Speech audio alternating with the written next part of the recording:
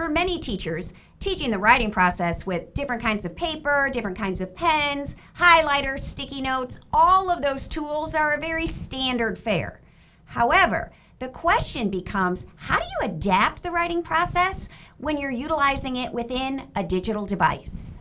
You may first teach pre-writing using ABC charts or grocery lists or some type of graphic organizer. But again, those are all paper. At some point, you want to transition students to utilize the digital Notepad within their device. It's going to work the same way. They're going to type up a list of their details and then move them around to create the organization. After pre-writing, we compose the first draft. When we all went to school, many of us only typed the final draft. But now students have to be able to compose a first draft on a device. Although this does assume students have touch typing skills and they can type while they're thinking through their draft, there are a lot of perks to typing your first draft on a screen. One of the biggest is it allows the writer to jump around while composing. When you're using paper, you literally have to write line by line in order. But that's not always how the writer's brain works. We're not all that linear. Sometimes we start writing, think of something, and can jump down a few lines and type a little more. This is an advantage to the digital device.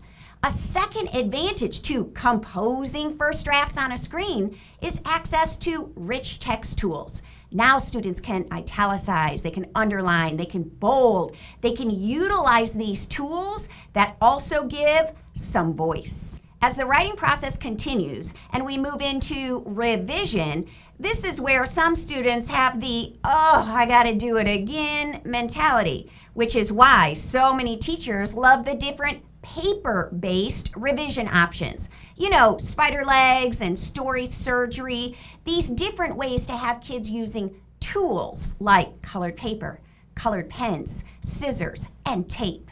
Although students won't use these same writer tools when working on a device, they still can change the font color. They can still strike through. They can still insert information in. They can highlight whole new paragraphs. And for some students, this is a bonus. They don't like the messy taping of spider legs and cutting apart of surgery. This is a much cleaner approach.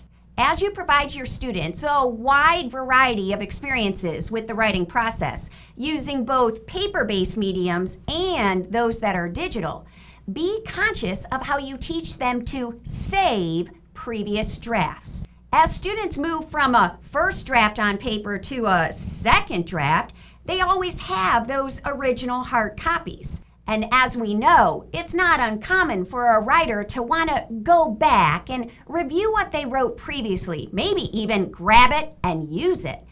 But if it's deleted, it's gone.